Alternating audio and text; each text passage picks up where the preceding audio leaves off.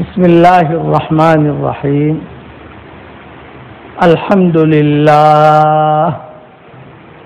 لله نحمده ونستعينه ونستغفره ونؤمن به ونتوكل عليه ونعوذ بالله من شرور أنفسنا ومن سيئات أعمالنا ونعوذ بالله من شرور أنفسنا ومن سيئات أعمالنا ونعوذ بالله من شرور أنفسنا ومن سيئات أعمالنا من يهده الله فلا مضل له ومن يضلله فلا هادي له ونشهد أن لا إله إلا الله وحده لا شريك له ونشهد أن سيدنا ومولانا محمدا عبده ورسوله صلى الله عليه وعلى آله وأصحابه وبارك وسلم تسليما كثيرا كثيرا. أما بعد فأعوذ بالله من الشيطان الرجيم. بسم الله الرحمن الرحيم. يا أيها الذين آمنوا اذكروا الله ذكرا كثيرا وسبحوه بكرة وأصيلا. هو الذي يصلي عليكم وملائكته ليخرجكم من الظلمات إلى النور وكان بالمؤمنين رحيما. تحيتهم يوم يلقونه سلام وأعد لهم أجرا كريما. يا أيها النبي إنا أرسلناك شاهدا ومبشرا ونذيرا وداعيا إلى الله بإذنه وسراجا منيرا. وبشر المؤمنين بأن لهم من الله فضلا كبيرا. ولا تطع الكافرين والمنافقين ودع أذاهم وتوكل على الله وكفى بالله وكيلا. صدق اللہ العظیم. قابل احترام بھائیوں، دوستو، بزرگوں، ایک مرتبہ بعض صحابہ حضور صلی اللہ علیہ وسلم کے پاس آئے اور آ کر انہوں نے ایک عجیب سوال کیا. مسند احمد میں یہ روایت ہے اور دوسری بھی کئی کتابوں میں یہ روایت ہے. بہت عجیب سوال کیا. یہ فرمایا کہ حضرت، لوگ اللہ کے راستے میں جاتے ہیں، بہت لوگ ایسے ہیں جو مال خرچ کرتے ہیں، بہت لوگ ایسے ہیں جو راتوں کو تہجد پڑھتے ہیں، لیکن ہم ایسے ہیں کہ مجھ سے نہ اللہ کے راستے میں جایا جاتا ہے، ڈر ہے مر جاؤں گا تو بچوں کا کیا ہوگا، مال بھی خرچ نہیں ہوتا بخیلی کی وجہ سے، اور تہجد میں بھی نہیں اٹھایا جاتا غفلت کی وجہ سے. میں کیا کروں؟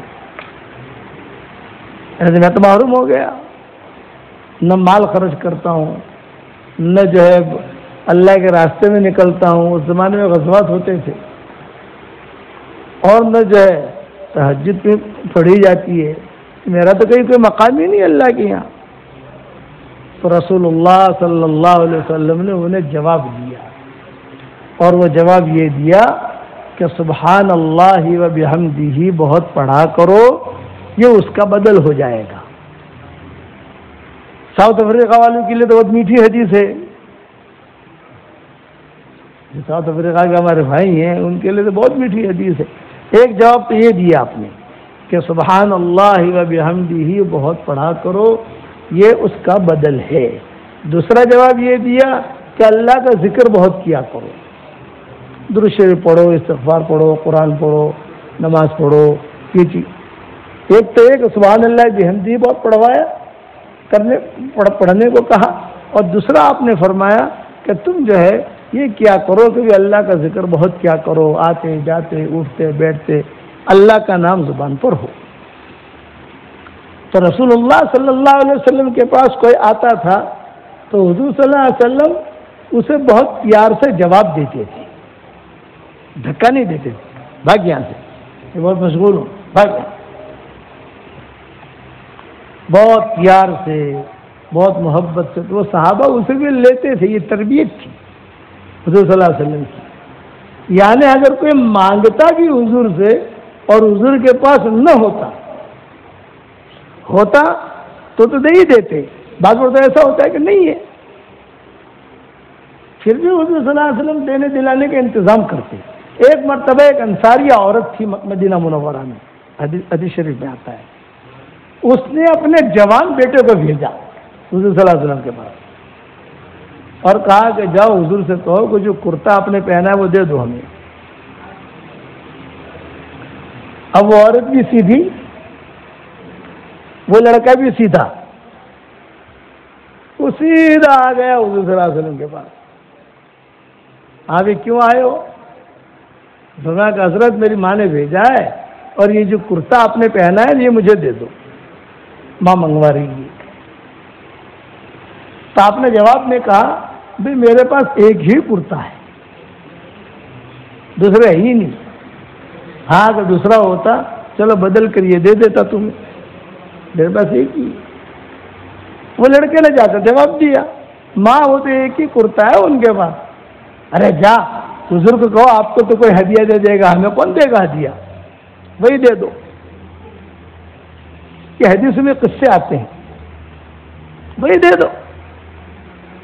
وہ لڑکا پھر آ گیا اور یہاں مسجد نبوی میں اذان ہو گئی، نماز کا وقت، نماز حضور صلی اللہ علیہ وسلم پڑھاتے تھے، پھر آ گیا۔ آپ اب کیوں آئے؟ یہ کہا میری ماں کہہ رہی ہے کہ آپ کو تو کوئی بھی ہدیہ دے دے گا، انصار مہاجرین مدینہ والے باہر والے کوئی کرتا بھیج دے گا، لیکن ہمیں کون دے گا، آپ تو دے ہی دو ہم کو۔ اچھا بھائی، حضور صلی اللہ علیہ وسلم نے اپنا کرتا نکالا دے دیا۔ اب بغیر قمیص کے بیٹھے ہیں، اذان ہو گئی، مسجد نبوی میں نماز کا انتظار ہو رہا ہے، حضور آ کر پڑھائیں گے نا۔ دیر ہو گئی، کیا دیر ہو گئی، حضور نہیں آئے، 5 منٹ اوپر ہو گئی۔ تو جب ایسا معاملہ ہوتا تھا تو صحابہ حضرت بلال کو بھیجتے تھے، بھیج جاؤ تم جاؤ دیکھو کیا ہے۔ حضرت بلال گئے تو حضور صلی اللہ علیہ وسلم سے بغیر قمیص کے بیٹھے ہیں۔ حضرت یہ کیا ہوا؟ میں کیا کروں، وہ انصاری عورت نے جو ہے مانگا پہلی مرتبہ، میں نے معذرت کر دی، اور اب جو ہے اس نے کہا نہیں آپ تو دے ہی دو، میں نے کہا بھی میرے پاس ایک ہی قمیص ہے۔ وہ کہا گیا کہ آپ کو تو کوئی ہدیہ دے دے گا، ہمیں ہمارا بھاؤ کون پوچھے گا یہاں، تو میں نے دے دیا۔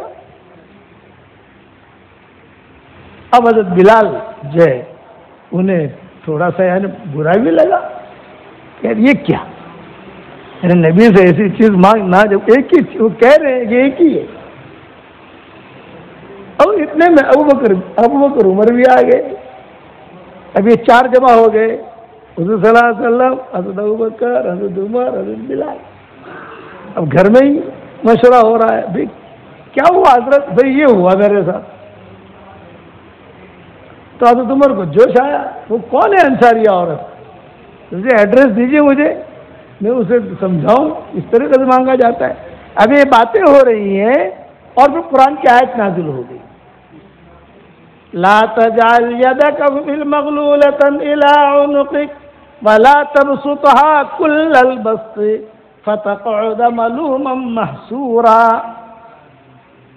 پیارے نبی جی، آپ جو ہے جتنا ہے آپ کے پاس سب خرچ مت کیا کریں، تھوڑا بچا کے بھی رکھیں۔ اگر سب خرچ کریں گے تو ایسا بیٹھنا پڑے گا جیسا آپ ابھی بیٹھے ہیں، جیسا ابھی بیٹھے ہیں، منع کیا اللہ نے، لیکن اپنے لیے بھی تھوڑا بہت رکھیں، زیادہ نہیں لیکن تھوڑا بہت تو رکھیں اپنے لیے۔ بھلا تبسطها كل البسط فتقعد ملوما محسورا۔ یہ تربیت تھی حضور صلی اللہ علیہ وسلم کی۔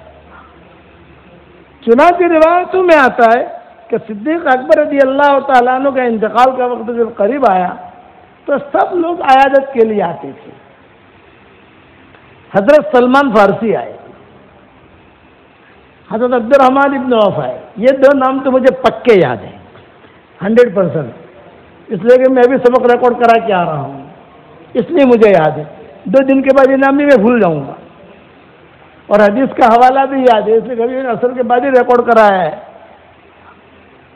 پہلے آئے حضرت سلمان فارسی، پھر آئے عبد الرحمن ابن عوف.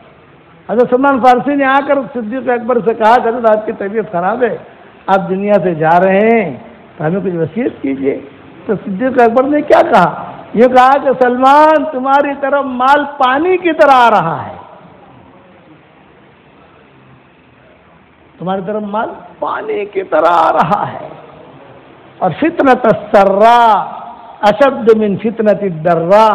2 قسم کی آزمائشیں ہوتی ہے مسلمان پر، ایک تنگی کی آزمائش اور ایک فراخی کی آزمائش، دونوں امتحان ہیں. تو کہا فتنۃ السراء اشد من فتنۃ الضراء، فراخی والی آزمائش، مال بہت ہو، یہ آزمائش تنگی والی آزمائش سے بہت زیادہ خطرناک ہے. تنگی والی آزمائش میں آدمی اللہ کو یاد کرتا رہتا ہے، اور جب مال بہت آتا ہے تو اللہ کو بھول جاتا ہے. اسے پھر کاریں یاد آتی ہیں، BMW یاد آتی ہے، دسمبر آتا ہے تو نئی کار خریدنے کا پلان بنتا ہے، خود اس کے یعنی ہوٹل میں جانے کا پروگرام بنتا ہے، 15,000 رینٹ کا کھانا کھائیں گے ہوٹل میں فیملی کو لے جا کر، اور پڑوس میں بیوہ ہے جو بھوکی سوئی ہے. ایسے قصے ہوئے کہ پڑوس میں ایک بیوہ ہے وہ بھوکی سوئی ہے اور فاقے کی حالت میں اس کا انتقال ہو گیا، اور یہاں جا کر جو ہے 15,000 رینٹ 10,000 رینٹ کا جو ہے بل بنائیں گے کھانے کا. اب صدیق اکبر نصیحت کر رہے ہیں، سلمان میں تجھے نصیحت کرتا ہوں، تو گورنر بنے گا، مال اللہ تجھے بہت دے گا، لیکن خرچ کرتے رہنا، خرچ کرتے رہنا، بچانا مت، خرچ کرتے رہنا، خرچ کرتے رہنا. اور 5 وقت کی نماز پڑھنا، یہ صدیق اکبر نے وصیت کی تھی، نصیحت کی تھی تو سلمان فارسی کو. 5 وقت کی نماز پابندی سے پڑھنا. جو مرد عورت 5 وقت کی نماز پابندی سے پڑھتا ہے وہ 24 گھنٹہ اللہ کی حفاظت میں آ جاتا ہے. 24 گھنٹہ اللہ کی حفاظت میں، اور مال تیرے پاس بہت آئے گا. چنانچہ سلمان فارسی گورنر بنے، قصہ ہے، گورنر بنے. وہ جب ان کا انتقال ہو گیا تو گورنر صاحب جو تھے ان کا مال دیکھا گیا گھر میں کتنا ہے. ایک کٹورا نکلا، ایک پیالہ نکلا، ایک گدا نکلا، ایک لاٹھی نکلی. بیچنا ہے نا، ورثے میں تقسیم کرنا ہے. 14 درہم کا تھا.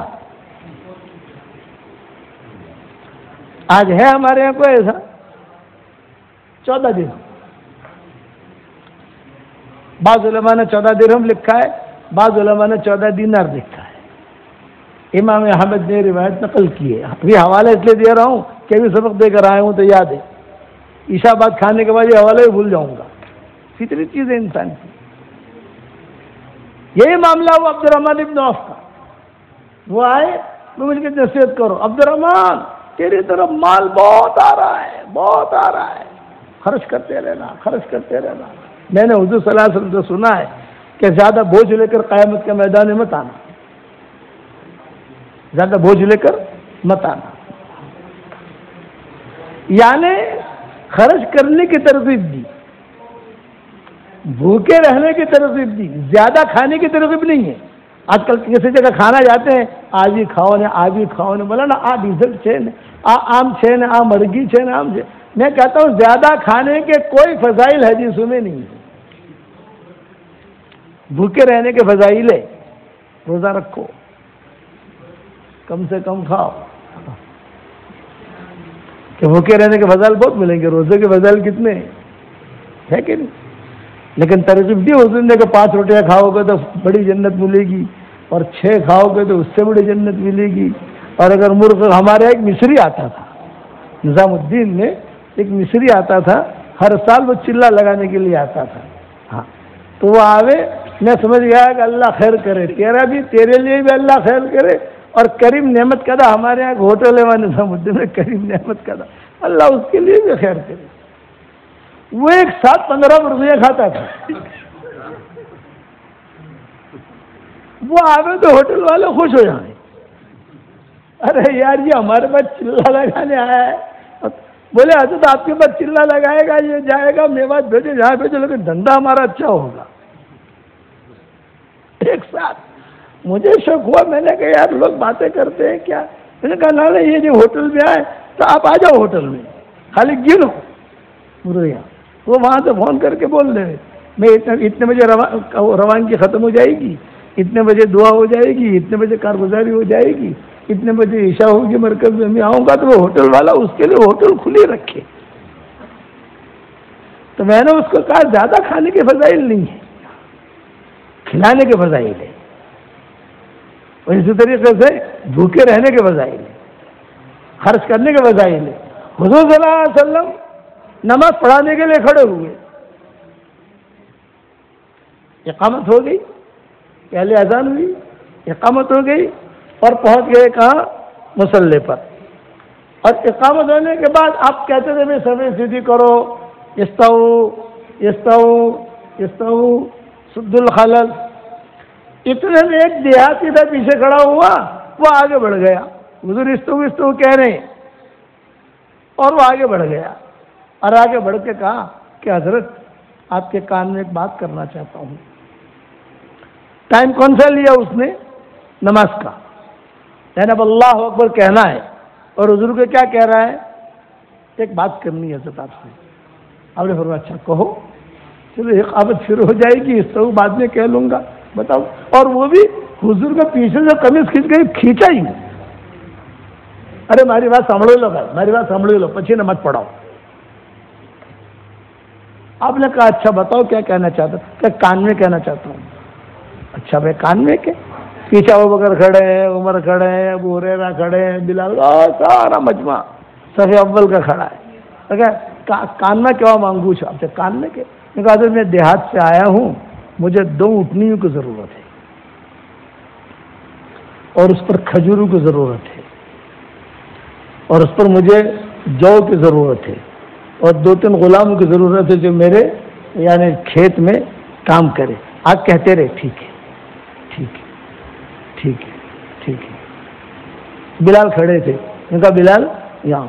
بلال کو بلایا، ان کا دیکھو کیا کہہ رہا ہے، پھر مجھے یہ ضرورت ہے، یہ ضرورت ہے، یہ ضرورت ہے. بلال کو لکھوایا جیسے آرڈر دیں گے. وقت کون سا ہے؟ حالانکہ بعد میں بھی کر سکتا تھا نا. وہ بعد آج کا ہمارے امام جو ہے نا، وہ ایسا ڈانٹے گا کہ وہ کبھی مسجد میں آئے گا ہی نہیں. اچھا دے دینا بلال، جتنا مانگا اتنا دینا، اور زیادہ دینا. کیا فرمایا؟ زیادہ دینا. پھر آپ نے سوال کیا اس سے، بھائی ٹھیک ہے تیرا کام تو ہو گیا. وہ تو خوش ہو گیا، میرا کام ہو گیا، اب نماز پڑھوں گے نہ پڑھوں. آپ سمجھے کہ نہیں؟ اب وہ تو ہمارا کام ٹھیک ہے.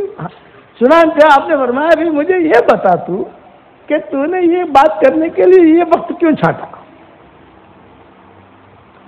میں نماز کے بعد بھی کر سکتا تھا، یہ وقت کیوں چھانٹا؟ سب کو رو کے رکھا. پوری مسجد نبوی انتظار کرنے لگی.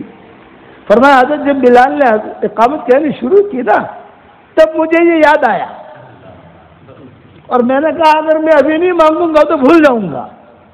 لو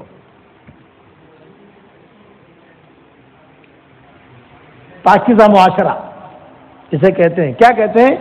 پاکیزہ معاشرہ. اس لیے میں ایک بات کہتا ہوں آپ کے ساؤتھ افریقہ میں بار بار کہیے، ہمارے پاس شریعت کا علم تو ہے لیکن تربیت کا علم نہیں ہے. شادیاں بھی سیدھی سادی ہوتی تھی، مکانات بھی سیدھے سادے ہوتے تھے، رہن سہن بھی سیدھا سادہ، شوشانی. علماء نے لکھا ہے جب دین میں زوال آتا ہے، دین میں زوال آتا ہے تو سب سے پہلے دین میں شوشا شروع ہو جاتا ہے. شوشا شوشا ہوا، حضرت آ رہے حضرت آ رہے حضرت آ رہے حضرت آ رہے، گیا دین.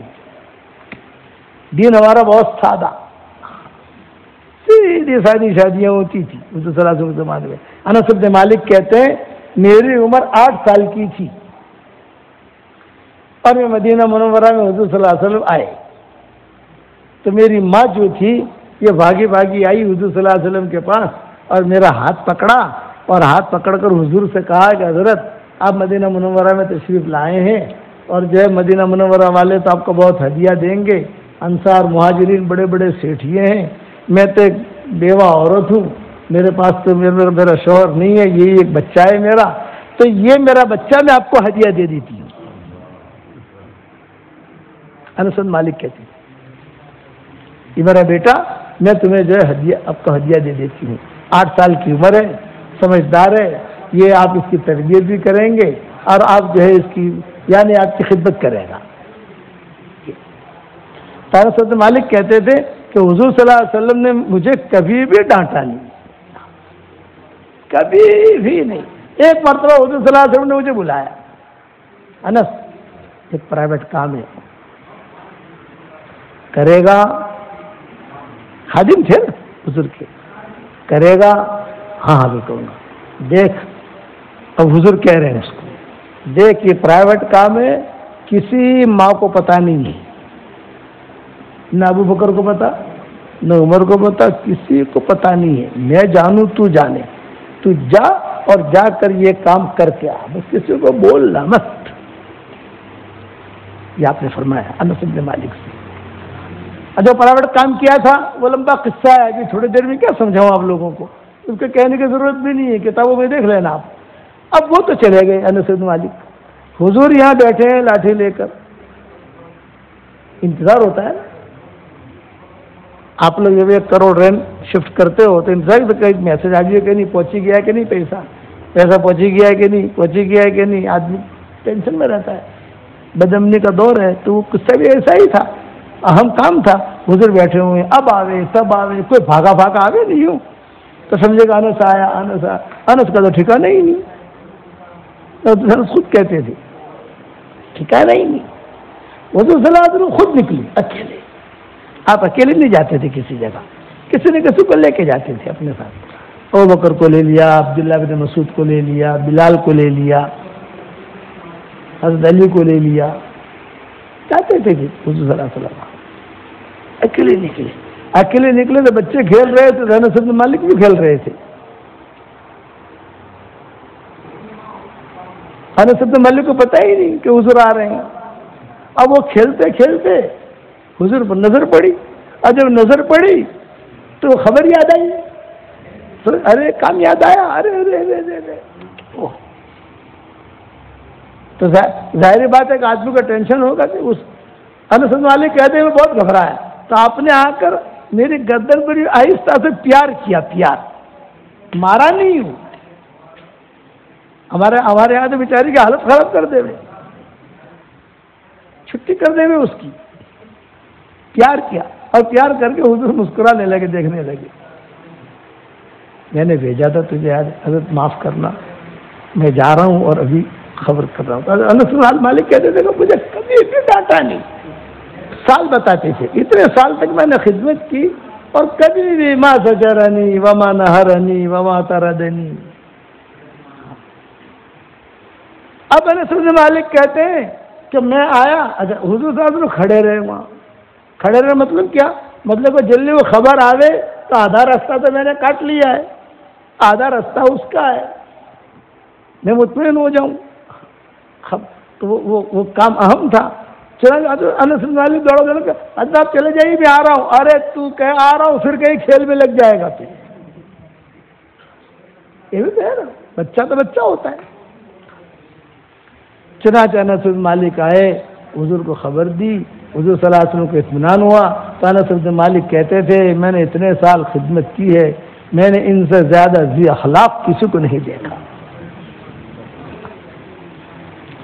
پھر انس بن مالک اپنی ماں کا قصہ سناتی تھی، ان کی ماں بیوہ تھی نا، ایک طلحہ یا ابو طلحہ، یہ نام تو مجھے پکا یاد رہا نہیں، غالباً طلحہ ہی ہے یا کوئی، وہ مشرک تھے، یہ ان کے ماں کے پاس آئے، ام سلیم کے پاس، اور انہوں نے کہا میں آپ سے شادی کرنا چاہتا ہوں۔ ہے ڈربن کے اندر جوہانسبرگ کو ایسا کسی عورت سے سامنے جا کر کہے میں شادی کرنا چاہتا ہوں، یہ حدیث میں قصہ آتا ہے، میں شادی کرنا چاہتا ہوں، تو ماں نے کہا کبھی میرا میں تو تم جانتی نہیں ہوں تمہیں، تم کون ہو، کیا ہو، کیسے میں کروں بات، یہ میں فلاں جگہ کا ہوں، یہ ہے وہ ہے، جو بھی اپنا تعارفات بھی کراتا ہے۔ تو ماں نے کہا تم مسلمان ہو؟ دیکھو ابھی شادی ہو رہی ہے، ماں نے پوچھا مسلمان ہو؟ یہ فرمایا کہ نہیں مسلمان تو نہیں ہوں۔ یہ فرمایا میں شادی کروں گی اس شرط پر کہ تم اسلام قبول کرو۔ یہ فرمایا نہیں میں دھرم تو نہیں چھوڑوں گا۔ وہ کہنے لگے دھرم تو، مذہب تو نہیں چھوڑوں گا۔ فرمایا اگر مذہب نہیں چھوڑتا تو میں نکاح بھی نہیں کرتی۔ میں تجھے ضرورت ہے، مجھے بھی ضرورت ہے، تجھے بھی ضرورت ہے، میری شرط یہ ہے کہ تو اسلام قبول کر۔ اب جب وہ جانے لگے تو ان کی ماں نے بلایا، دیکھ ہمارے یہاں مہر ہوتی ہے، اگر تو اسلام قبول کرے گا میرا مہر معاف۔ یہ کہا مہر ہوتی ہے نا، تو اگر اسلام قبول کرے گا تو میرا مہر معاف۔ اچھا میں سوچوں گا۔ ہاں سوچ لے۔ 3 دن کے بعد وہ آئے، یہ کہا میں مسلمان ہو گیا ہوں۔ وہ بہت اچھا، میرا مہر بھی معاف ہے، چلو انس میرا نکاح کرا دی۔ خود انس بن مالک نے اپنا نکاح کرایا، اپنی والدہ کا نکاح کرایا وہ طلحہ کے ساتھ۔ اونچی عورت تھی، اونچی عورت، سادگی طبیعت کے اندر۔ تو کہتے ہیں حضور صلی اللہ علیہ وسلم دوپہر کے وقت میں کبھی کبھی آرام کرنے کے لیے وہاں جاتے تھے، ام سلیم کے یہاں۔ وہاں گرمی بہت ہوتی تھی وہاں، تو آپ کا پسینہ نکلتا تھا حضور صلی اللہ علیہ وسلم کا، تو پسینہ عطر کی جو بوتل ہوتی تھی اس میں ڈالتی تھی وہ، تو وہ عطر بہت خوشبودار ہو جاتا تھا۔ آخر تک ان کے پاس رہا، چونکہ انس بن مالک کی عمر تو بہت ہوئی نا، ہمارے جتنے صحابہ کی جماعت تھی آخر میں مرنے والوں میں انس بن مالک تھی، آخر میں مرنے والوں۔ حضور صلی اللہ علیہ وسلم نے ان کو دعا دی تھی، بہت خدمت کی نا۔ مانگ کیا مانگتا ہے کہ یہ آپ نے فرمایا کہ اللہ اس کا مال بھی بڑھا دے، اس کی اولاد بھی بڑھا دے۔ تو انس بن مالک کہتے تھے کہ اللہ نے میرا مال اتنا بڑھایا کہ ان کے باغ تھے، بعد میں اللہ نے مال انہیں بہت دیا، میرے باغ تھے، سب جگہ باغ جو ہے خشک رہتے تھے، میرے باغ ہرے بھرے رہتے تھے۔ ہر جگہ جو ہے سال میں 1 فصل کٹتی تھی، میرے باغ میں 3-4 فصلیں کٹتی تھی۔ کہ اولاد کتنی؟ تو وہ کہتے تھے 100 بچے تو میں نے میرے ہاتھ سے دفن کیے ہیں۔ اب افریقہ والوں کو کیا سمجھ میں آئے گی یہ باتیں؟ یہ کتابوں میں چھپی ہوئی ہے، چھپی ہوئی نہیں ہے کہ 100 بچے تو میں نے میرے ہاتھ سے دفن کیے۔ اور میں سفر سے جب آتا ہوں تو میری باندی مجھے بتاتی تھی سفر میں اتنے پیدا ہوئے اتنے مرے، اتنے پیدا ہوئے اتنے مرے۔ تو کہتے ہیں میں کتنی بیویاں رکھتے ہو تم؟ کیونکہ بیویاں تو 4 ہی ہیں، لیکن باندیوں سے بچے پیدا ہوتے تھے، باندیوں سے صحبت جائز تھی نا، ان سے بچے پیدا ہوتے تھے۔ کہ 100 تو میں نے میرے ہاتھ سے دفن کیے، یہ انس بن مالک کہتے تھے رضی اللہ تعالی عنہ۔ سادگی۔ ایک بڑے بھی آئے حضور صلی اللہ علیہ وسلم کے پاس، حضرت آپ کی دعوت میرے گھر پر، سادہ زندگی، شوشہ والی نہیں۔ تو آپ نے فرمایا دیکھ بھائی تیری دعوت قبول، لیکن ایک شرط ہے، عائشہ کے ساتھ آؤں گا، بغیر عائشہ کے نہیں آؤں گا۔ بڑی میں نے کہا نہ حضرت آپ کے اکیلے کی دعوت ہے، عائشہ کی نہیں۔ الگ عائشہ کون ہے؟ ام المومنین، آپ کے اکیلے کی دعوت، عائشہ کی نہیں۔ تو میں نہیں آتا، عائشہ رہے گی ساتھ تو میں آؤں گا، ورنہ نہیں۔ بڑی میں چلے گئے، ان کی بیوی نے پوچھا کیا ہوا، دعوت منظور کی؟ وہ تو کہہ رہے ہیں عائشہ کی شرط لگا رہے ہیں، اپنے پاس عائشہ کو کھلانے کے لیے کہاں ہے؟ اپنے پاس تو حضور کو کھلانے کے لیے، عائشہ کو کھلانے کے لیے نہیں۔ تو عورت ان کی سمجھدار تھی، ان کی عورت نے کہا ارے بھائی عائشہ کو بھی کہہ دو، کوئی فرق نہیں پڑتا، بلا لو، اس بہانے حضور تو آ جائیں گے۔ کسی بھلے آدمی کا کسی کے گھر میں چلا جانا یہ تو بہت بڑی چیز ہے۔ میں ہمیشہ ایک دعا کرتا ہوں، اب تو ہمارے شاگرد دنیا بھر میں بڑھ گئے نا، ساری دنیا میں، میں کہتا ہوں اے اللہ جو تیرا بندہ اور بندی تجھے پسند ہو اس کے گھر میں مجھے لے جا اور اس کا کھانا کھلا. پھر اللہ انتظام کرتا ہے، ہر ایک کے گھر جا نہیں سکتے. تو بڑی اور تو بڑھیا نے کیا کہا، ہوشیار تھی وہ، اس نے کہا عائشہ، تو بڑی میاں لڑ گئے، یہ کہا لا عائشہ نہیں عائشہ اکیلے حضور اکیلے. اچھا مجلس میں آتے تھے، لوگوں کو پتا تھا کہ یہ دعوت دے رہے اور حضور شرط لگا رہے عائشہ کے ساتھ آؤں گا.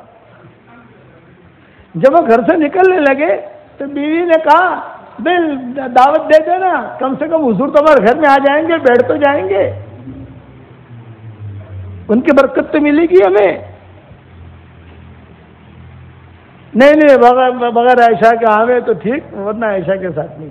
تو وہ اور سمجھدار تھی، انہوں نے کہا حضور سے یہ کہنا، دیکھو حضور سے یہ کہنا حضرت کھانا تو آپ کے اکیلے کے لیے ہے، میں تو آپ کے سامنے رکھ دوں گا، اب آپ جانو اور عائشہ جانو. بات سمجھ میں آ رہی؟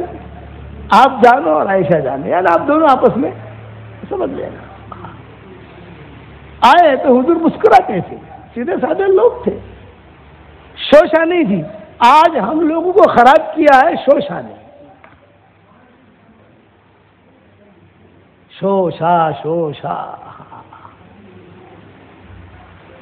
حضور کے پاس آئے، حضور صلی اللہ علیہ وسلم مسکرائے.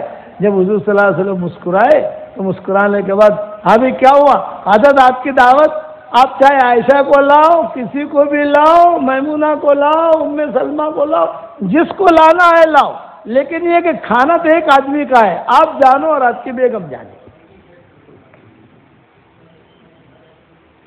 سادگی، کوئی قسم کا کوئی شوشہ نہیں. شوشہ کرنے والوں کو اللہ پسند نہیں کرتا. ایک مرتبہ ایک عورت نے یا کسی نے حضرت عائشہ کے لیے بہترین قسم کا جوڑا بھیجا، بہترین قسم کا خوبصورت. حضرت عائشہ رضی اللہ تعالیٰ عنہا نے پہنا اور پہن کر ذرا سمجھ گئے نا آپ لوگ، دیکھنے لگی کہ کیوی لاگو چھوں، کیسی لگتی ہوں، کیسا ہے. اتنے میں ابو بکر آ گئے، صدیق اکبر آ گئے. عائشہ کیا کر رہی ہو تم؟ ابا میں دیکھ رہی ہوں کہ کیسا لگ رہا ہے مجھے. تو کہا بیٹا یہ ایک قسم کا عجب ہے، ایک قسم کا تکبر ہے، اپنی چیز کو اس طریقے سے دیکھنا میں کیسی لگ رہی ہوں. آج کل تو جو ہے دلہن کے لیے پہلی رات کا جوڑا الگ، ولیمے کا جوڑا الگ، منہ دکھائے کا جوڑا الگ، دوسری رات کا جوڑا الگ، اور پھر جو دعوتیں ہوتی ہے نا ان میں بمبئی میں ایک جگہ ہمارے کسی نے بلایا تو دوپہر میں نے نکاح پڑھایا تو ایک الگ جوڑے میں آیا وہ آدمی. پھر رات کو جہاں جانا تھا ولیمے میں وہ الگ جوڑے میں. ارے بھائی دوپہر کو تو نے کچھ اور پہنا تھا. ارے بولا نا آتے کتنا 10 جوڑا بدلوانا 10 દિવસ માં. یہ شوشہ پوری امت جو ختم ہوئی ہے یہ شوشہ. الگ دین سیدھا سادہ. پھر کیا کہا صدیق اکبر نے، دیکھ بیٹا جب بندہ بندی عجب میں اپنی چیز دیکھتے ہیں اللہ کی نظر سے گر جاتی، اللہ ان پر نظر رحمت نہیں ڈالتا. ایسی بات کہی صدیق حضرت عائشہ کہتی تھی بات کی بات نے میرے دل پر ایسا اثر کیا، اندر جا کر وہ جوڑا نکالا اور وہ جوڑا نکال کر میں نے فوراً صفحہ کر دیا. بہترین کار لو لیکن کیسا لگتا ہوں یہ نہیں، بٹ والا دماغ نہیں آنا چاہیے. اب کہیں نہیں ہے اچھا اس سے استعمال کیجیے. ہاں لوگ کہیں ایک تیاری شادی میں کتنا خرچ کرو تو نے 1 કરોડ رین. اب ઘેર જે શું મશૂરો કરશે એને શાદીમાં 1 કરોડ રનનો ખર્ચો કર્યો છે, આપણે 1.5 કરોડનો કરવાનો છે, આપણું નાક ઊંચું રહે.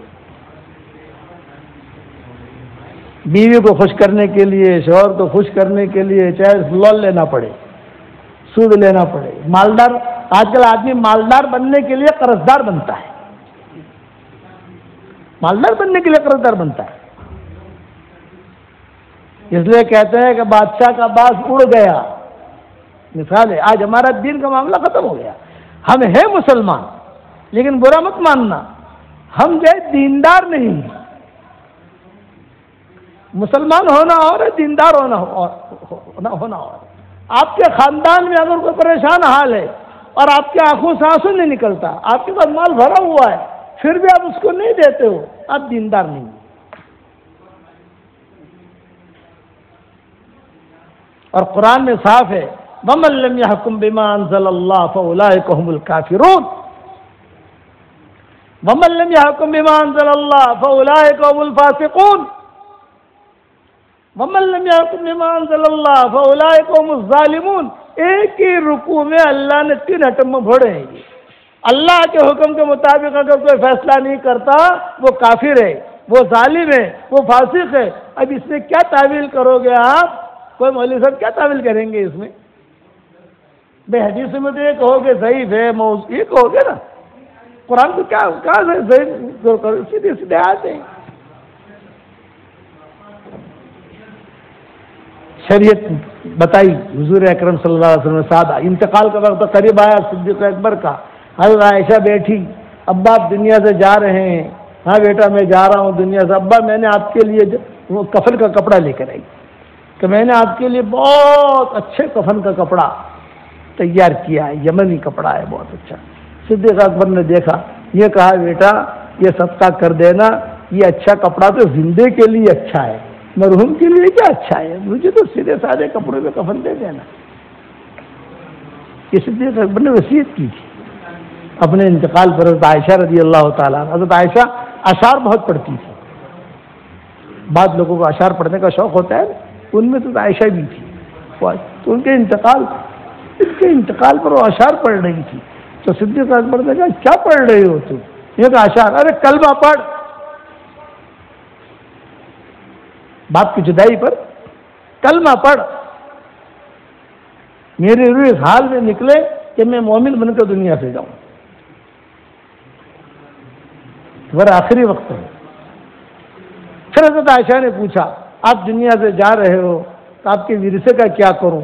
تو صدیق اکبر نے کہا ورثہ شریعت کے اعتبار سے ادا کرنا،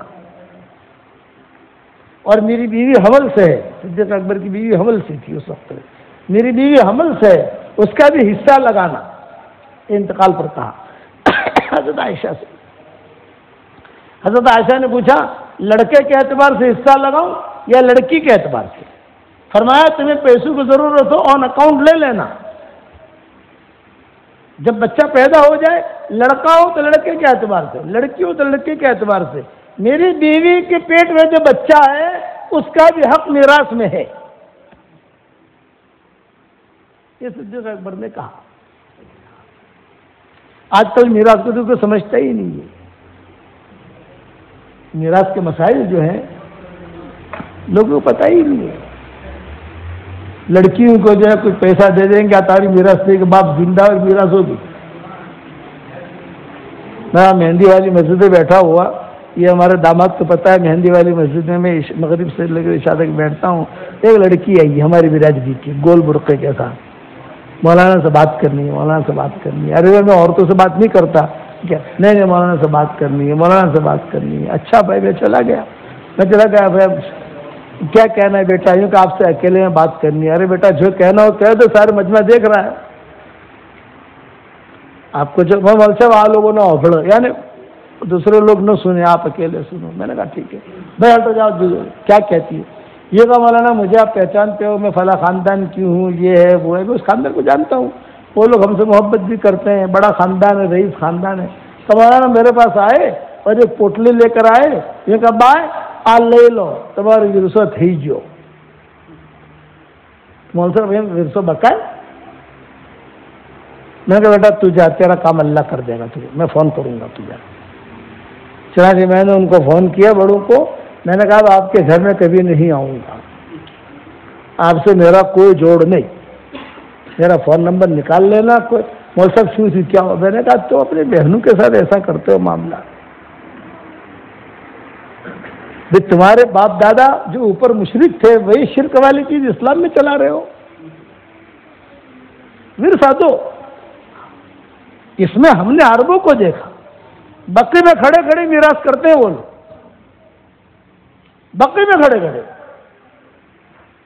ڈبے میں کھڑے کھڑے میراث کریں گے. وہ فیکٹری ہے، یہ فیکٹری فلاں کی، یہ دکان فلاں کی، یہ دکان فلاں کی، اتنا پیسہ دینا ہے، اتنے مہینے میں دے دیں گے. وہی کھڑے کھڑے سگنیچر. اب ساؤتھ افریقہ کا حالت ہے معلوم نہیں ہے کیا ہے. یہاں پر احکامات ہیں، یہ بات یاد رکھنا. اللہ کے احکامات کبھی بدلتے نہیں ہیں، احکامات ہیں. ہماری شریعت میں عورتوں کی میراث نہیں تھی. پچھلی جو شریعتیں گزری ہیں نا، ان میں کسی عورت کو میراث نہیں ملتی، نہ ماں کو، نہ بیٹی کو، نہ بیوی کو، نہ بہن کو. عورت پچھلی شریعت یہود نصارہ اوپر کے جو لوگ گئے ہیں، ہماری شریعت میں بھی یہی تھا. اخیر تک عورتوں کو کوئی میراث ہی نہیں تھی. لیکن جب اوس بن ثابت شہید ہوئے رضی اللہ تعالی عنہ، تو ان کی ایک بیوی، 2 بچیاں، ایک لڑکا، اتنے تھے اوس بن ثابت کی. بیوی، 2 لڑکیاں، ایک لڑکا. تو شہادت کے بعد، جنازے کی نماز کے بعد، وہ اوس بن ثابت کے بھائی آئے بھابھی کے پاس. بھابھی آپ کو تو کچھ ملے گا نہیں، اس لیے کہ آپ عورت ہو. یہ 2 لڑکیوں کو کچھ نہیں ملے گا، اس لیے کہ لڑکیاں ہیں. لڑکے کو ملے گا، کب ملے گا؟ جب بڑا ہوگا. اب یہ چھوٹا ہے. یہ کہہ کر گھر کا سارا مال لے گئے. بات سمجھ میں آ رہی نہیں ہے؟ سارا مال، کھجوریں، کھانا پینا، برتن، سب لے گئے. یہ بیچاری بیوہ اکیلی بیٹھی ہے، 2 بچیاں ہیں، ایک بیٹا ہے چھوٹا سا. کیا کروں، کس کو کہوں؟ اتفاق ایسا ہوا کہ دوسرے دن حضور صلی اللہ علیہ وسلم وہاں سے گزرے. اتفاق تھا، یعنی حضور صلی اللہ علیہ وسلم کوئی اور کام سے جا رہے تھے. لیکن آپ صلی اللہ علیہ وسلم کسی گلی سے جب گزرتے تھے، ایک آواز آتی تھی، جا رسول اللہ، جا رسول اللہ، جا رسول اللہ. اللہ کا رسول آ گئے، اللہ کے رسول آ گئے. ایک عید ہو جاتی تھی. اس گلی سے گزر رہے تھے، اوس بن ثابت کی بیوہ نے سنا تو اس نے کہا، اللہ کے رسول ہمارے گھر سے گزر رہے ہیں. تو وہ دروازے پر اپنے بچوں کو لے کر بیٹھ گئی. پردہ پڑا ہوا تھا. جب حضور صلی اللہ علیہ وسلم گزرے تو اوس بن ثابت کی بیوہ نے کہا، السلام علیک یا رسول اللہ. اب کھڑے رہے، دیکھ کون ہے خاتون، یہ کون ہے؟ تو کسی صحابی نے کہا، یہ اوس بن ثابت کی بیوہ ہے. چونکہ اوس بن ثابت شہید ہوئے تھے، سب کو پتا تھا کہ شہید ہوئے. اوہو عظم اللہ اجرکم، اللہ تمہارا اجر بڑھائے. بہت تکلیف ہوئی، اللہ تعالیٰ تمہاری تربیت کرے، یہ کرے، جو بھی جملے کے. تو اوس بن ثابت کی بیوہ نے کہا، حضرت ایک درخواست کرنا چاہتی ہوں. نے کہا کرو. نے کہا حضرت کل جو ہے اوس کے بھائی آئے تھے تو یہ کہہ کے مجھے کہا، تم تو عورت ہو، تمہیں کچھ ملے گا نہیں. 2 لڑکیاں، انہیں کچھ نہیں ملے گا. یہ لڑکے کو ملے گا جب بڑا ہوگا تب ملے گا. یہ کہہ کر سارا مال لے کر چلے گئے ہیں. تو آپ سے صرف اتنی درخواست ہے کہ اوس بن ثابت کے بھائیوں کو بلاؤ اور ان سے کہو کبھی یہ 2 لڑکیاں بھی لے جائیں، انہیں پالیں پوسیں، بڑا کریں، ان کی شادی کرائیں. پھر میں رہوں گی، میرا بیٹا رہے گا، ہم دونوں ہماری زندگی گزار لیں. حضور نے جو اتنا سنا تو حضور کی آنکھوں میں ٹپ ٹپ آنسو آ گئے.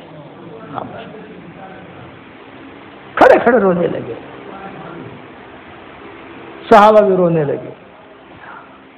پھر حضور نے جواب دیا، میں تیری بات کا جواب نہیں دیتا ہوں، تیری باتوں کا جواب کا میں آسمانوں سے انتظار کر رہا ہوں. میں جواب نہیں دیتا. حضور کو آگے جانا تھا کسی اپنے کام کے لیے، حضور صلی اللہ علیہ وسلم واپس نہیں. ابھی مسجد نبوی کے دروازے پر پہنچے ہی تھے کہ میراث کی آیتیں نازل ہو گئی. یوصیکم اللہ فی اولادکم للذکر مثل حظ الانثیین. یہ ساری آیتیں قیامت تک کے آنے والی عورتوں کو اوس بن ثابت کی بیوہ کی وجہ سے میراث میں حصہ آ گیا. بہنوں کا بھی آ گیا، بیٹیوں کا بھی آ گیا، سب کا آ گیا. کہ تیری برکت سے اللہ نے میری امت کی عورتیں، کہ میری امت کی عورتیں بغیر میراث کے، میری امت کی عورتیں بغیر میراث کے۔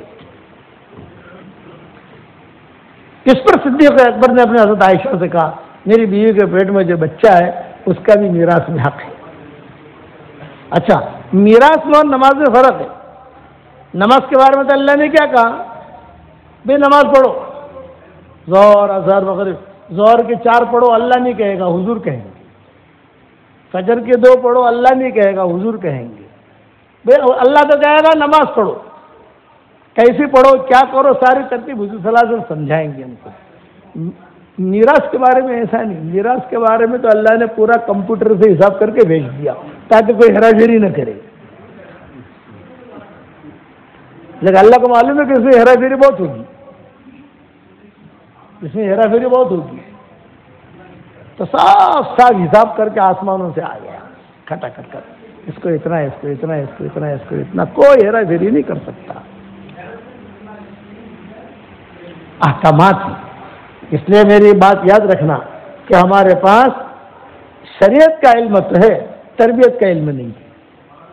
آپ جو ہے آنکھیں بند کر کے آپ خالی ساؤتھ افریقہ کے فیملی پر نظر ڈالو، جو بڑے بڑے رئیس ہیں کہ ان کے میراث کا کیا حال ہے۔ ہمارا ہندوستان، پاکستان، بنگلہ دیش اور برما بھی ہے اس کے اندر، یہ سب یہ بلا کے اندر مبتلا ہے، میراث کے بارے میں سمجھتی ہی نہیں۔ عربوں میں وہ نہیں ہے، عربوں کو تو میں نے خود میں دیکھا، وہ کہتے ہیں کہ عربوں کا دل ہے ان کا، اللہ کے حکمت تو سمجھتے ہیں وہ۔ ہم تو ہمارے باپ دادا اوپر کے کافر تھے بھئی، ہمارے جو 100 نسل کے اوپر، 200 نسل کے اوپر اب چلے جاؤ تو کفار تھے، وہ رواج اب تک ہمارے گھروں میں ہے، اور وہ تو 100% اوپر کا پاک خون۔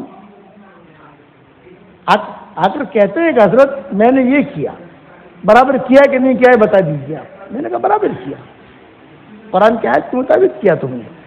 ہم سے زیادہ مسائل وہ سمجھتے ہیں،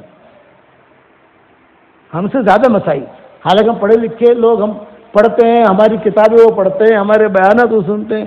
ملیشیا میں بھی میراث کا مسئلے میں کوئی گڑبڑ نہیں، انڈونیشیا میں بھی نہیں، مراکش میں بھی نہیں، یہاں سوڈان میں بھی نہیں، مصر میں تھوڑے بہت گڑبڑ ہے، شام میں بھی نہیں، ترکی میں ہے، وہاں میراث کو سمجھتی ہے۔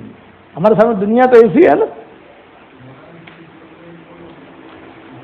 اس لیے ہم نے ہمارے یہاں تو میراث کے سینٹر بنائے ہیں ہندوستان میں۔ ہمارا جو علاقہ ہے پالنپور کا علاقہ، وہاں تو مستقل ہم نے سینٹر بنایا ہے مدرسوں کے اندر، کسی کا بھی انتقال ہو جائے یہاں آ کر جو اپنی، بھئی آپ اپنی پراپرٹی مت بتاؤ 10 کروڑ کی ہے 15 کروڑ کی ہے، لیکن آپ جو ہے لم سم بھئی 1000 روپیہ اتنے کتنا بنتا ہے، اتنا بنتا ہے، اس اعتبار سے حساب کر لو۔ آپ بھی ڈرتا ہے نا کہ اپنی پراپرٹی کب بتا، میں نے مت بتا نا بھائی، یہ تیری پراپرٹی سب انا للہ ہونے والی ہے، جو تو نماز پڑھے گا باقی رہے گا، وہ تو بقی میں دے گا، کاغذ قلم لے کر آتے ہیں، قاضی بھی ساتھ ہوتا ہے، باپ کا انتقال ہوا ہے اور دیکھو اس کا اتنا، اس کا اتنا، اس کا اتنا، وہ قاضی جو ہے وہ تھپا مارتا ہے، ٹھیک ہو گیا دے دو سب۔ فیکٹریاں بند کر دیتے ہیں، کوئی فیکٹری کا تالا اب اس کی ہے، اب چاہے اس کا شوہر جانے، وہ جانے، اس کا کام جانے، میں اللہ کے سامنے گنہگار کیوں بولوں؟ اسی لیے آپ نے فرمایا روایت میں، قیامت کے قریب سب سے پہلے جو علم اٹھایا جائے گا وہ میراث کا علم ہوگا۔ قیامت کے قریب سب سے پہلے جو علم اٹھایا جائے گا میراث۔ میرا بیٹا ہے مفتی حذیفہ، میں نے اس کو میراث کے علم اتنا پکا کرا دیا کہ پورا بمبئی اس سے پوچھنے کے لیے آتا ہے۔ میں نے کہا بیٹا اس پر محنت کرو، آپ چلے بھی جاتا ہے، 3 چلہ بھی دو، اس پر محنت کرو، سب کو میراث جو ہے ان کے برابر تقسیم ہونی چاہیے، آپ لکھ کے دے دو اس کا اتنا، اس کا اتنا، دینا نہ دینا ان کا کام ہے۔ قیامت کے حضور نے نشانیاں بتائی کہ قیامت کے قریب میراث کا علم اٹھایا جائے گا، قیامت کے قریب بیت اللہ کو اٹھا لیا جائے گا، پورا کعبہ اٹھا لیا جائے گا۔ روایت میں رات کو لوگ عشاء کی نماز پڑھیں گے، عشاء کی نماز پڑھ کے خوب حرم میں بھیڑ ہوگی، طواف کریں گے اور طواف کر کے اپنے اپنے گھروں میں جائیں گے. جب صبح فجر کے لیے آئیں گے بیت اللہ نہیں ہوگا. لوگ کھڑے کھڑے بیت اللہ کو ڈھونڈیں گے. ارے یہی تھا، کوئی راستہ بھول گئے ہم لوگ. حجر اسود تو وہ مقام ابراہیم تو ہے، بیت اللہ کہاں ہے؟ وہ دن بہت خطرناک دن ہوگا مسلمانوں کے لیے. اللہ کہتا ہے ہمارے کعبے کو ہم اٹھا لیں گے. قیامت کے قریب قرآن کے حروف کو اللہ اٹھا لے گا. جتنی قرآن شریف ہے سب کے اندر سے حروف اللہ لے لے گا. جاؤ خالی کاغذ. صبح آئیں گے دیکھیں گے قرآن کھولیں گے کچھ نہیں. سینوں سے میراث کا علم اٹھا لیا جائے گا، تقوی اٹھا لیا جائے گا. قیامت کے قریب شرم اٹھا لی جائے گی. آج شرم اٹھ گئی ہے. باپ کے سامنے کیا بات کرنا، ماں کے سامنے کیا بات کرنا. اس لیے شریعت کا علم تو ہے، تربیت کا علم بہت ضروری ہے. اس کے بغیر دین مکمل نہیں ہوگا. رسول اللہ صلی اللہ علیہ وسلم کے زمانے میں بڑے عجیب و غریب قصے ہوتے تھے. حضور صلی اللہ علیہ وسلم بہت سیدھے سادے طریقے پر اس کے فیصلے کرتے تھے. یوں کرو یوں کرو یوں کرو. اس لیے میرے بھائیو دوستو بزرگوں، بات تو میں اسی پر ختم کرتا ہوں کہ ہمارے ایمان بھی مضبوط ہو، ہمارے اعمال بھی اچھے ہوں. اچھے علماء کو پکڑو. دیکھ کوئی بیمار ہوتا ہے تو اچھا ڈاکٹر پکڑتا ہے کہ نہیں؟ ایرا ڈاکٹر نہیں پکڑتا. کوئی کسی کا کروڑ کا مسئلہ ہوتا ہے تو اچھا وکیل پکڑتا ہے نہیں پکڑتا ہے کہ نہیں؟ خدا نہ خواستہ کسی کو آپریشن کی ضرورت ہے تو 2 پیسہ زیادہ ہو لیکن ایک آپ اچھا سمجھدار ڈاکٹر ہونا چاہیے. اسی طریقے پر اپنے دین کے لیے اچھے علماء کو پکڑو. اور ہیں نہیں ایسا نہیں ہے، اللہ کا شکر ہے ایسے علماء ہیں ماشاءاللہ کہ ڈھنگ کا جواب دیں، ڈھنگ کی بات کریں، صحیح بات آپ کو بتائیں، صحیح آپ کی رہبری کریں. اس لیے عجب نہیں، تکبر نہیں، اللہ تعالیٰ کے احکامات کو پورا کرنا، لالچ نہیں. لالچی آدمی اللہ کی نگاہ سے گر جاتا ہے. ہمارے دین کو جو ہے بادشاہ کا باز مت بناؤ. بادشاہ کا باز کا قصہ سنا کر بات ختم کروں. ایک بادشاہ تھا، اس کا باز تھا. باز سمجھتے ہو کیا کہیں گے باز کو؟ وہ جو شکار کرتا ہے. ہاں ایگل. تو بہت بڑا شکار کرنا ہے، اس کا کام ہوتا ہے. علامہ اقبال نے اس کے اشعار بہت کہے. اسی لیے اقبال کہتے تھے، اقبال کیا کہا کرتے تھے؟ یہ کہ مجھے ڈر ہے کہیں تیرے سجدے تجھے کافر نہ کر دے. اقبال جھکتا کہیں اور ہے، سوچتا کہیں اور ہے. فاسقوں کو شراب نے مارا، عاشقوں کو شباب نے مارا، منشیوں کو حساب نے مارا، عالموں کو کتاب نے مارا. ہم جو بچ رہے تھے اب تک ہمیں روٹی کباب نے مارا. روٹی کباب کی وجہ سے آج اپنا دین کھو دیتا. تو بادشاہ کا باز تھا، وہ بادشاہ کے محل میں شکار کرتا تھا. تو بادشاہ بیٹھا بیٹھا اسے دیکھتا تھا، مزے لیتا تھا. بادشاہ جو ہے بہت بڑا محل تھا. ایک مرتبہ بادشاہ کے باز کے دل میں بات آئی، باز جو تھا ایگل، اس کے دل میں بات آئی یار میں یہاں ہوں، تھوڑا باہر جا کر بھی دیکھوں. تو باؤنڈری سے باہر نکل گیا تو ایک بڑھیا کی جھوپڑی تھی، اس پر جا کے بیٹھ گیا. بڑھیا نے دیکھا تو بڑھیا نے کہا کہ بیچارہ کتنا دیکھ، اس کے ناخن کتنے لمبے لمبے ہو گئے ہیں اور پر بھی کتنے لمبے لمبے ہو گئے ہیں، بیچارے کو کیسے تکلیف ہوتی ہوگی. اس نے جو ہے اس باز کو اپنے گھر جھوپڑے میں لائی اور ناخن کاٹ دیے اس کی. حالانکہ ناخن بڑا ہونا ہی اس کی خوبصورتی تھی، کاٹ دیے. اچھا پر اتنے پر کے ساتھ کیسے بیچارہ چلے گا، کتنا وزنی ہے، تو پر بھی کاٹ دیے. اور خوش ہو رہی ہے بڑھیا، میں نے اس کی خدمت کی. آج آدمی سمجھتا ہے میں نے دین کی خدمت کی، حالانکہ دین کو کاٹ رہا ہے وہ. میں نے دین کی خدمت کی، حالانکہ دین کو ختم کر رہا ہے وہ. تو کیا کرے گا خدمت دین کی؟ بادشاہ نے کہا بھی ہمارا باس کہاں گیا، ہمارا باس کہاں گیا، ہمارا باس کہاں؟ پتہ چلا کہ یہ تو بڑھیا کے پاس ہے۔ اسے لائے، دیکھا تو اس کے ناخن بھی کٹے ہوئے، اس کے جو وہ بھی، اب اس کو حسن جمال ختم ہو گیا، اسی ناخن سے وہ شکار کرتا تھا، اسی پر سے وہ اڑتا تھا۔ تو بادشاہ نے کہا جو اپنا دین کاٹتا ہے اس کا حال یہی ہوتا ہے۔ اب یہ کسی کام کا نہیں ہے، اب یہ کسی کام کا نہیں ہے۔